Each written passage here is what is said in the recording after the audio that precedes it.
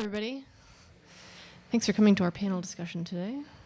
Well, it's a small panel, but a very interesting one. So this is, as you know, the 7th annual Vermont Tech Jam, organized by 7 Days in the Vermont Technology Alliance. My name is Cathy Resmer. I'm an associate publisher at 7 Days.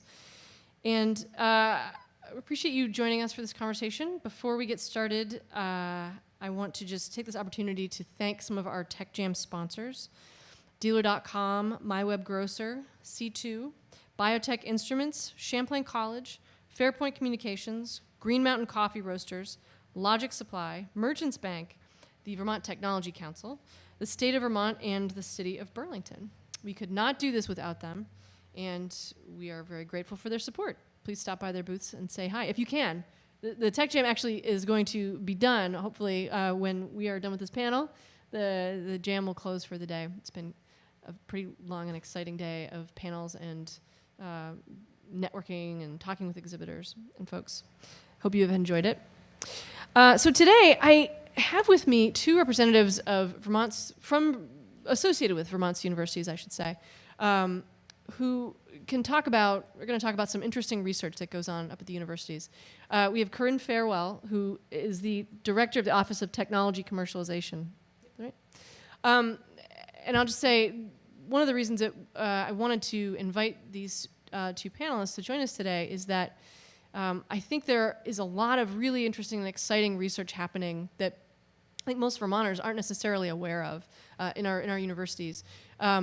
You might have gone to this event in April called Invention to Venture.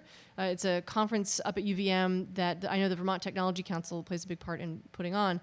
And at that event, I went this year and just was astounded by the number of innovations and companies that were spinning out of the university and the patents awarded at the university as well. So I'm excited to have Corine here with us today. And then also Andy Cutts. Andy, what is your actual title?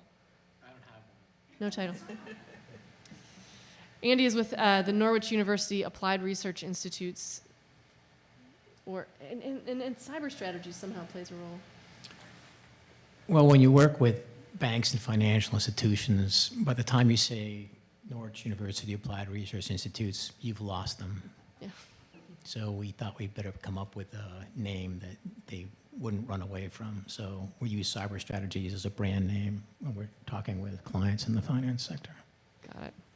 And Andy's going to talk about their massive multiplayer role-playing game, which isn't really a game; it's a drill for disasters and for I think you're expanding it to include cyber attacks as well, which I just find interesting and also creepy and great. It's great that this is happening, that someone is doing this work. It's very important. So I think we're going to hear from Corine first. We're going to hear from Corine first. So take it away, Corine. Thank you, Cathy. Hopefully I'm not creepy. It's the hacking part that's creepy. That's scary. Scary.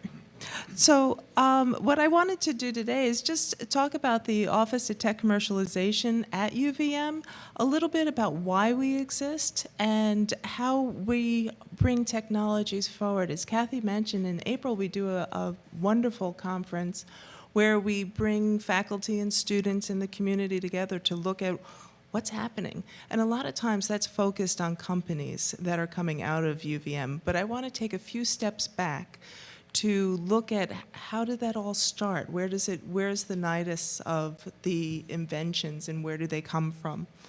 On the slide, on the far end of the funnel, there's academic research.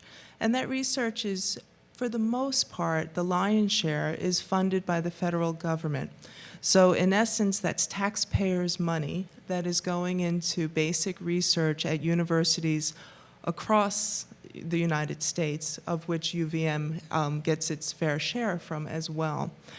Out of that academic research, for the most part federally funded, some is funded as well by corporations and for-profit entities as well.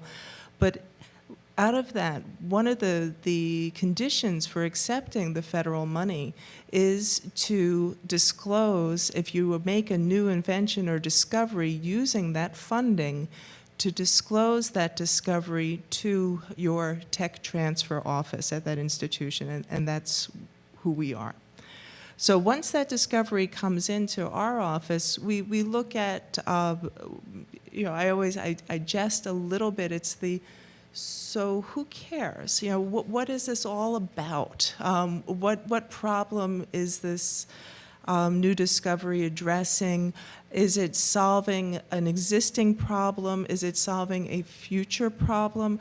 What's the value, if you will, of the discovery for the well-being of people and or animals/plants?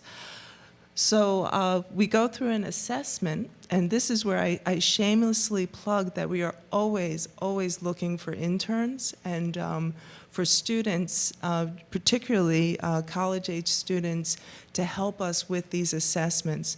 We'll take that technology that is presented to us and go through a pretty rigid assessment of what we would call prior art. So we look if there is an existing technology out there that's very similar, already addressing this problem. Are there other patents that have already been issued around this area that may block us from pursuing a patent in this area? And basically just assess what's the value? Is there a market? Is there a product? Is it an interesting research discovery but not really a commercial product down the road? And once we go through that assessment, and many of the technologies that come into UVM, as you can well imagine, are coming from the medical college. So there are new ways of addressing disease or treating disease, or new devices, medical devices, to address different conditions. But although that is the majority of the technologies coming in, it is not the only technologies coming in. There is also a fair amount that come in from the other departments in the universities, such as chemistry, for instance. One drug, which I have to plug, that has recently come onto the market just last year, although it takes a good, in this case it was probably more than 15 years from the original discovery until there was an actual product on the market.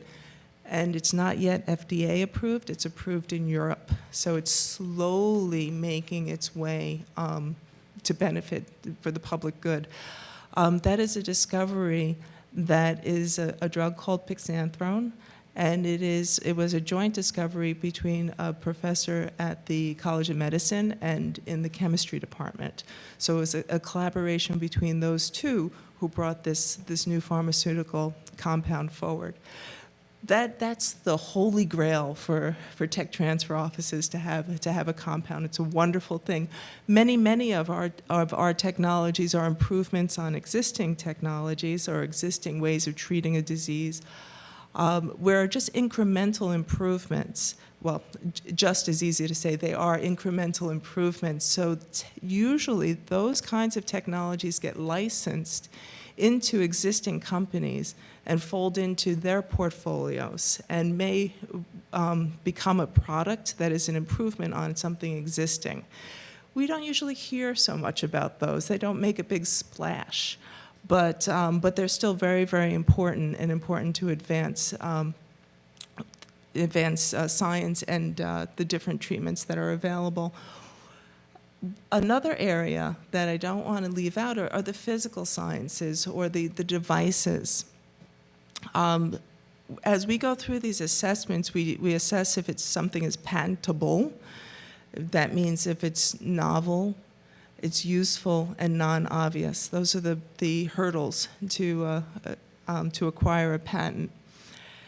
If they are patentable, we would generally, as a university, we would assess if there's value in that patent, and if it will lead to a commercial product. We'll invest in that patent, and then go on to either to license it to an existing company, as I spoke of with the pharmaceuticals, for instance. It's impossible, because of the amount of money and the time required to bring a compound forward, for a small company to do that on its own. It generally, at some point in its life, will get folded up into a large pharmaceutical. The other pathway is on occasion, and these were the companies that Cathy was referring to, mostly seeing at our Invention to Venture conference, are companies that the technology is kind of edgy, too new. It doesn't fit into the norm of an existing company that can be used to improve something, but it either creates an entire new platform on its own, or it is so disruptive to the status quo that the existing companies don't want to deal with it, and would probably even prefer it didn't come to light. And then, so these kinds of technologies tend to lend themselves to smaller companies, or companies that we would call UVM startups. So the existing, I brought a couple of examples. One is, this isn't the exact device. This is a prototype. That's another phase of as we develop these technologies. Some of them require that a prototype is made. So there's something to touch, to feel, to show to potential licensees or investors. One of them is one of my favorites. It's called Microshield, and it's a protective. We've all heard about infections acquired in hospitals, and in that situation where you're more susceptible, you're physically stressed and more susceptible to acquiring an infection. This is a technology. It's very, very simple. It's one of those, why didn't they think about this sooner, or think of this earlier? That protects where the IV injections are connected to the lines that would go into the patient. It's a brilliant, simple but brilliant technology that we've created a prototype, and we're in the process of marketing and trying to find a good licensing partner. Can I interrupt you a second? Sure. When you say we, who's we? Oh, we are myself and my colleagues at the Office of Tech Commercialization. It's not your invention, though. It is not my invention. That's a very good point, because you know what? They're all our babies. So every invention that comes in there is truly a partnership that develops between the inventor, the researcher who has come up with the concept or new discovery that is patentable, and the tech commercialization team. They do become our babies, and we bring them forward. But that's a great point, because a sense of ownership is created even though we are not the inventors ourselves. So another way that these technologies move forward, I mentioned some of them are just a little bit either too different, a little edgy, if you will, in a good way. Or another thing is that it addresses a need, but the need is not large enough for a large company to invest in. But it's a very respectable smaller business. A good example of that is one that I'm particularly proud of, that has come out of UVM. And if you were here at the Tech Jam last year, you would have seen demonstrations of EASY, E-A-S-Y. EASY is a tactile writer and eraser for seeing impaired people. It's like a tablet and a pen that you can write and draw freehand on, and it raises so that it's tactily decipherable, if you will. And the novel discovery with that is that they also created an eraser, which you can say, oh no, not that line wasn't quite correct, and erase it. That's novel in this group. But as you can imagine, it's not the largest market, but it's an important market. And through a collaboration with the students in the senior design class in the engineering school, two of their professors, the National Foundation for the Blind, and our office, we were able to bring it forward to become a business, and they're actually selling product as of 2 months ago, which is just a wonderful thing. It'll never be a we won't be able to buy stock in it, basically. It'll never be a publicly traded business, but it is still a very important contribution. Another business that I'd like to mention is another UVM startup, which is kind of cool. It's much further along, and it has a much larger market. But again, it was a very risky early invention. It's basically, you know how if you picture a diving board, there's that vibration that's created if there's shaking or whatever. It's a piezoelectric motor. So that little shaking creates energy. This company has miniaturized that to become mini batteries, if you will, to support, for instance, in tires. You can put it in the tire, and some of the sensors in the tires that detect if you have low air or if too much air or something's going wrong in the tire, it needs energy to do that. What better place to put a little motor that is charged on vibration? You can imagine a lot of different applications for this, monitoring bridges, all sorts of structures that vibrate can use these little motors to create the energy they need to sense whatever is important to them. That company is in the starting gates, I would say. It's doing great. It's located in New York. It is a company that came out of UVM research and has moved, unfortunately, and fortunately. The resources, what they needed for technology was available in the upstate New York area, but they needed to move their labs over there to avail themselves to it. So those are a couple of examples of what our office does. Our charge really is to take those nascent technologies and bring them forward, to try to find homes, if you will, for them. And there's a lot of really cool stuff coming out of UVM. So I would encourage you to look at your calendar in April and maybe come visit, see what we have going on at the I2V conference. Great. Yeah, and one of the most exciting things at that for me was the patent. The patent awards that they have at that conference as well. Very interesting. We award our faculty inventors who have received a patent that year receive a plaque. And it's no small, it's quite an achievement to get through the whole patent process and come out the other end with something valuable. Do people have questions for Corine? Yes. The drug is pixanthrone. It's a treatment for non-Hodgkin's lymphoma. And let's hope that it makes it to the U.S. as well. But so far, so good in Europe. Does the office have a website so people can see what's happening? We do. We have, as the woman who works on our website is sitting right behind you, Beth Hill. Our website, if you go to the UVM site and search technology commercialization, it will come up, or UVM innovations, it will come up. And we have a listing there of different startup companies in the news, as well as technologies available for licensing.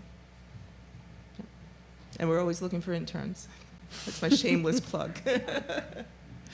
What do the interns do? Well, they interject into different parts, so it depends on what their interest is.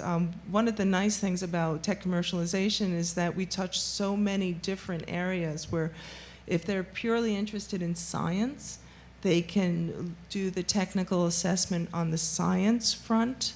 Or if they're interested more in the business, they can look at the different market opportunities, how this would fit in, if they're interested in product development. So basically, we can provide a really good learning experience all along that pathway. So they do a lot. Do they have to be UVM students? They do not. Good to know. Yep.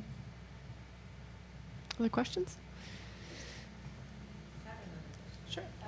Once a company becomes a startup company and leaves UVM, do they still have access to your resources? That's a great question. So, in general, what will happen if it's a startup company, often a faculty member or graduate student, somebody who has been intimately involved in the development of the technology, is also involved in the company.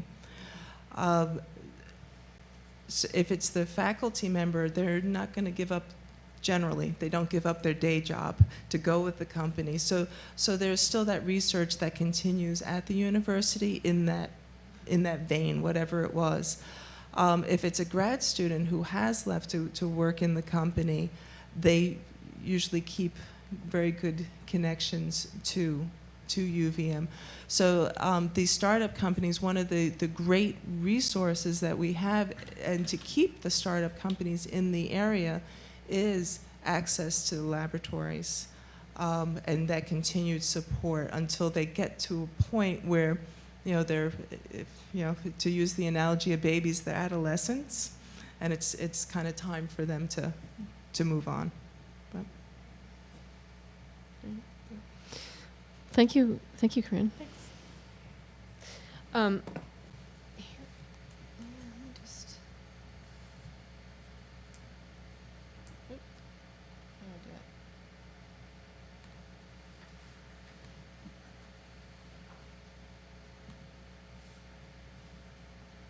Well, here we are.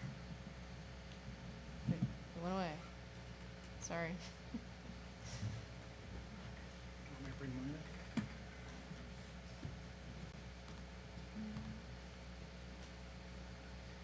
There you go. Got it? Here you go. Set? You can move it over to you. All right. So you can drive. So, Andy, Take it away. take it away. Well, I found that to be a very interesting discussion. Could have used a technology transfer office at Norwich University when we began this effort. It's been awarded 3 patents and is one of those edgy things, like that word, because there was nobody that was going to build this commercially. So it did require government funding, and we are on the cusp of commercializing it, and we're out talking to the venture capital world and building a brand new business and hiring people to build software for us and do other things. So for those of you with green stickers on your badges, you can come talk to me afterwards if you have any interest. So don't bother with the details on the slide, but just get the sense. May 2010, there was something called the flash crash, where the stock market went down 10% in 2 minutes, and then came back, thankfully. August 2012, from the news, a company called Knight Capital loses $440 million in a little more than 2 minutes. Maybe 30 minutes, due to a trading disruption on their network. August 2013, also from the news, NASDAQ has a flash freeze, and they had to close for 3 or 4 hours due to a network or system disruption. Also in the news, 2013, 50 organizations, exchanges, investment banks scrambled to protect systems from very sophisticated cyber attacks. So of those 4 examples, which one was the exercise? Any idea? Flash crash, NASDAQ going down, Knight Capital losing $440 million, 50 organizations facing a prolonged cyber attack. It was the last one. The last one was an exercise. Thank goodness. Right. The first 3 had 2 things in common. One, none of them was an exercise, but also none of them was due to a malicious cyber attack. They were all simply system or network disruptions, malfunctions. But in this case, this was a large exercise which looked at how the markets would respond to very sophisticated cyber attacks. And it was made possible through a technology that we've developed at Norwich University Applied Research Institutes. And here is a graphic that some of the players in this exercise had to deal with. This was, if you look to, you can see some clocks at the bottom, and then you see the purple volumes. Maybe you can make out to the right-hand side of that graphic that those volumes have gone to zero between 3:30 and 3:45 in the afternoon, which would be bad news for a market. At the same time, volumes for unregulated exchanges called dark pools are going through the roof, which also probably would be a sign that there's something going wrong with the market. At the same time, a variety of organizations and their systems are having availability losses, different types. At the same time that other organizations are experiencing high latencies, and latency is a major area that banks and brokerages and exchanges look at. If something is 2 or 3 milliseconds higher than it should be, that's bad news, and it's taken care of. So, and then some other organizations dealt with suspicious transactions and so forth. All of these graphics that I'm showing you are graphics which represented problems that these financial institutions faced in this exercise. So the concept for this distributed simulation that enables many, many financial institutions to work through these kinds of disruptions came out of the Naval War College. And some of you may have heard of a guy by the name of Admiral Nimitz. Admiral Nimitz was responsible for U.S. Navy operations in the Pacific during World War II. Well, when Admiral Nimitz was not an admiral, when he was a commander in the 1920s, 20 years before World War II, he spent 2 years at the War College, and he and a guy by the name of Bull Halsey and some others wargamed everything that happened ultimately in the Pacific campaign with the Japanese. They wargamed it so many times on their parquet floor at the War College in so many ways that they eventually anticipated everything that the Japanese did except kamikazes. They didn't anticipate that. But in order to anticipate all those kinds of things, they had to run those war games many, many times against a team called the Red Team, which played the adversary. And the reason why this concept was very useful for us in developing DECIDE is that in the 1920s, carrier warfare didn't exist. There were no aircraft carriers, and yet aircraft carriers were absolutely instrumental to what happened in World War II.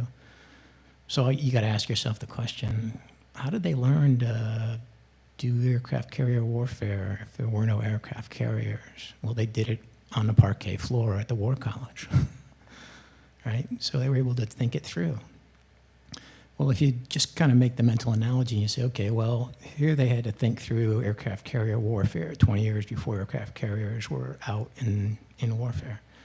How would we deal with sophisticated cyber weapons that we've never seen? How would we deal with those? Well, we have an example. Put together a parquet floor that allows us to look at cyber attacks that we've never seen before and figure out how to anticipate what those might look like. So the task that we took on for ourselves at Norwich University was to build a parquet floor for the 21st century, a parquet floor that would allow people to think through cyber attacks. It was very, very simple. Except you can't build a parquet floor in cyberspace, right? Because there's no parquet tiles. So you build it out of simulation networks and those kinds of things. So in our parquet floor, we have the ability to create a variety of attacks, and this is just what the user interface would look like for the guy who develops the scenario in the background, and this is what the user interface would look like for the players who are taking actions. They're not moving aircraft carriers around the parquet floor, but they're taking actions in a web interface to respond to sophisticated cyber attacks. And the simulation allows us to create scenarios that players have to react to. We can We can disrupt all kinds of systems, and we can introduce integrity loss into transactions, and we can introduce latencies, and we can mess with market value prices and stock prices and introduce suspicious trades and all kinds of things in this simulated environment. None of which, of course, affect anything in the real world because it's a completely simulated environment. And so that's exactly how you'd want it. If you want to look through a scenario, you certainly don't want to take any chance that you're dealing with real-world networks.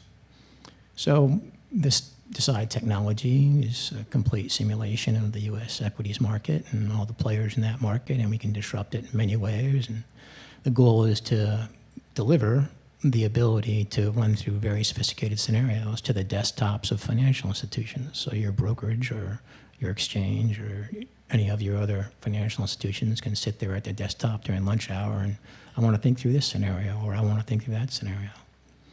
So that's the basic concept here. Questions? I have a question. Sorry, go ahead.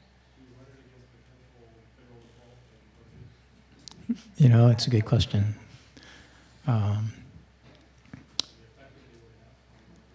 Right, so it's actually a very good question. I'm going to take it at face value, and I'm going to tell you the answer. The reason we didn't come up with this idea ourselves, but we had a call from a financial manager in 2005, asked us to build this simulation. And the scenario that happened at the time was President Reagan passed away. Real-world event. Passed away on Saturday. His state funeral was the next Friday. And the government was going to close, and the financial markets were going to close for the state funeral on Friday. And they had 5 days to plan to close the markets between Saturday and Friday. So everybody closes on Friday except a major financial institution decides not to. It has to go against the grain. And that caused tremendous financial risk for everybody else in the market. So this risk manager at a large bank calls me up shortly after and he says, "You wouldn't believe what happened. We had 5 days to plan this." He says, we spend tens of millions of dollars every year to plan how to deal with financial risk. And that's the risk you were talking about, is the risk that we saw recently with the shutdown of the government and so on and so forth. But we don't know how to deal with operational risk when networks are disrupted or systems are taken offline. Build us a simulation to do that. So the answer to your question is the simulation is designed to simulate disruptions to systems, back office networks, but it's not designed to help with the front office financials of how markets are going to do under a certain condition. Does that answer your question? I have a question. One of the things I was interested to read, I think I read it in an article that Ken Picard might have written about this software, that you did drills before Hurricane Sandy, for example. Simulating this with a variety of different partners. Let's see. So we actually did a large exercise with the finance sector in 2011. And some of the things that I've showed you in these news snippets, we actually looked at before they happened in the real world. But Sandy was not one of them. No. In fact, in a large exercise that we did this last year, in July, we looked at a problem very similar to what happened with NASDAQ in August. So we anticipated that one and looked at that in a simulation. So we can look at things. We've done it twice now, 2 different exercises. We've actually looked at things in scenarios and exercises that had not yet happened in the real world, but happened shortly thereafter. Mm. So, and that's the whole concept, is to allow people to think through things that they've never seen before. Is anyone else curious about how this works? So if I'm at a financial institution, am I like at my computer at the same time as other people at other financial institutions or other governmental agencies? Yes, you are. So what happens is that there's a single simulated market that's running on a server someplace.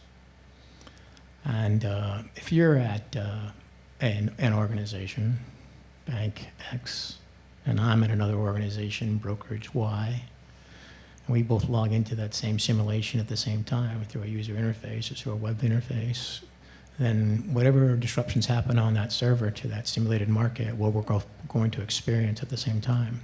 But Cheryl, you're going to experience the effects differently at Bank X than I would at Brokerage Y because you have a different business model than I do. And the simulation takes that into account. If you're an exchange or you're a clearing corporation or you're a brokerage, everything that you see through your web interface is going to be unique to you and unique to your business model. And so you're going to be taking response actions that are particularly valuable for you to take. And I'm going to be taking a completely different set of response actions which are valuable for me to take. And then when you put that all together, you get an awful lot of complexity because players not only have to respond to the initial problems, but then they have to respond to all the uncoordinated responses that everybody else is taking, and that's what happens in a real-world event. And so it gets very complex very quickly, and that's how the real world is. Are you like, do they have headsets and they're like when they're playing Halo? Yes. They're talking? Yes, they have headsets and talking to. So it's all very fun. That's all we do is just have fun. It's the government paid us to do. Just joking. So you're simulating what happens? Is there an aspect that says, if this happens, then we can have something code-wise automatically fix that issue? Somebody blows $1 billion sale of stock they shouldn't have, and the market goes down the toilet because of it. It counteracts that? Or is it just this could happen, so look for it, and if you see it, then do this? So that's another excellent question. When this financial manager called us in 2004 and said, can you build us this simulation that we're asking for? What we had to work with was a complete blank sheet of paper. Nothing like this had ever existed other than the parquet floor at the War College. And we had two options. Option A was to create a black box model that would be predictive in its outcome. And you know what a black box model is. Data comes in, you have some algorithms in your black box model, and then data goes out. And then there are a number of very predictive models and algorithms out there, and people in the financial markets create these all the time. They try to predict which way a stock's going to go under certain conditions, right? So we could have attempted to create a simulation of the stock market that would lead to predictive outcomes.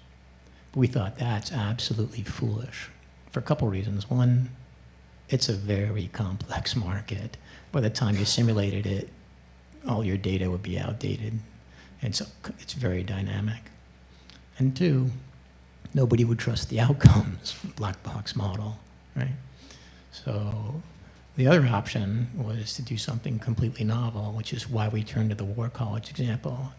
So this is not a predictive model. This is a player in the loop war game environment where nothing happens unless players actually take action from their keyboards.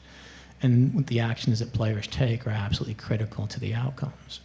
If I want to take an action, I can do that. The action should be realistic for me, and then I can see how that might result in feedback. You know, there are feedback loops in the simulation. But it's player in the loop rather than predictive. Does that help you or get close to where you're going at? So I was thinking more along the lines of, if one of these things happen, does somebody have to be looking at it and see this big huge spike that's going to cause the market to tank? Or somebody sells off 100 million shares of IBM. Yeah. IBM stock drops 50% because, oh my God, something bad's happening. Oh, somebody screwed up over here. If somebody catches that and says, don't tank the market on that, clearly something went wrong. Yeah. Shouldn't happen. Yeah, so if you can run whatever simulation, whatever scenario you want. There are literally millions of scenarios, potential scenarios in the tool. You pick a scenario and you run it and something happens, just like you're saying, and then whatever the event is. And then something in the user interface has to indicate to the player that an event has happened, because if there's no indication, the player's just going to let it go and not respond to it. So there have to be useful indicators to players, meaningful indicators. And so some of those are here, right?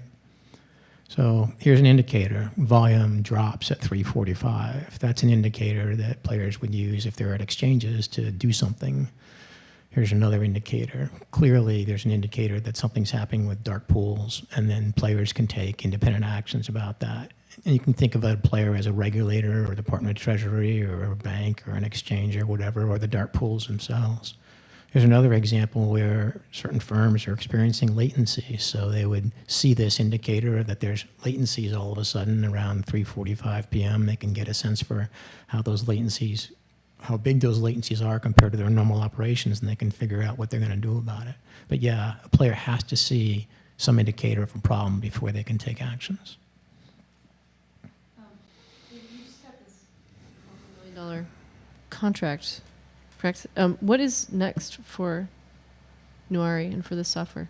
Right. So going back to what Corine was saying earlier, when you have something that's pretty revolutionary like this, you first have to start with a prototype and prove that you can do it. So the version that I just showed you is, in fact, the beta version. It's a prototype, and we had to prove with the government's money that we could build something like this and that it would be useful. So now that we've proven that, the government is willing to give us the next round of money to build out the next version of this technology. So in the first version, we have simulated the U.S. equities market or the stock market, but now we need to add a lot more detail to that market so we can allow financial institutions to look at a whole new range of scenarios that they cannot look at currently, and well as add additional markets, so commodities markets and options markets, and then add additional sectors. So the way the government thinks about this, and the wide reason why the government would spend money on this, is because the government is responsible at some level for protecting what it calls critical infrastructure. So critical infrastructure in this case includes financial institutions and the markets, and it includes transportation, and it includes the electrical grid, major critical infrastructure. And once we've proved the concept here in the finance sector, the next step would be to model some additional critical infrastructure. So that's what that money will help to go to.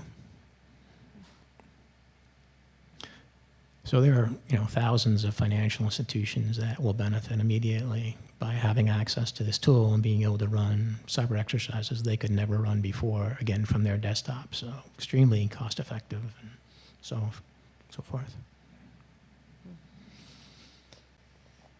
Other questions for either of these folks? No, I guess not. Thanks.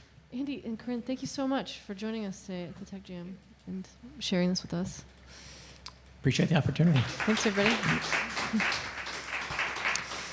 Thank you all for coming to the Tech Jam today, and I hope that you will, I guess if you've already been today, but you might not want to come back tomorrow, but you could.